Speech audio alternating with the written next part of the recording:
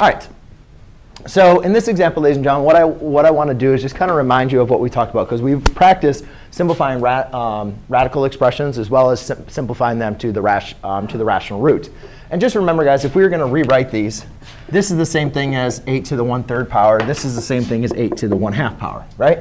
So the same thing is if you see a problem that has it as a root, or if you see it as a rational exponent, just note that the denominator specifies the root.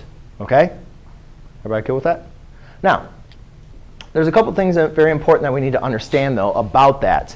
Is, again, to understand when we're looking at this, remember what the cube root states. The cube root says what number multiplied by itself 3 times gives us 8.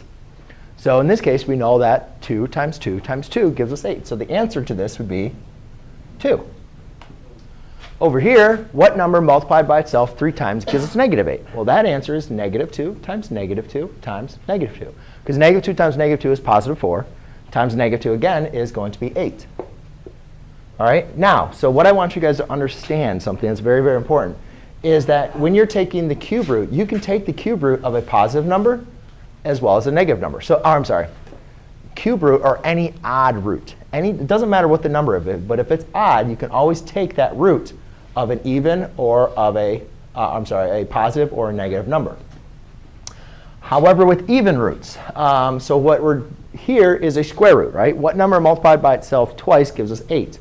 Well, in this case, we have a problem because we know that there is not a number. We know 3 times 3 gives us 9, right? So that's the closest thing we have to 8. So what we can do is think about our square numbers and say, can we rewrite this as a product of our square numbers? Well, in this case, we can. We can say 4 times 2. And then I can take the square root of 2, right? So that would be 2 square root of 2. So the final answer for the square root of 8 is 2 square root of 2. However, negative numbers, you think about it, guys, we cannot multiply. It doesn't even matter if it's -4. Because 2 times 2 doesn't give you -4, nor does -2 times -2 give you -4.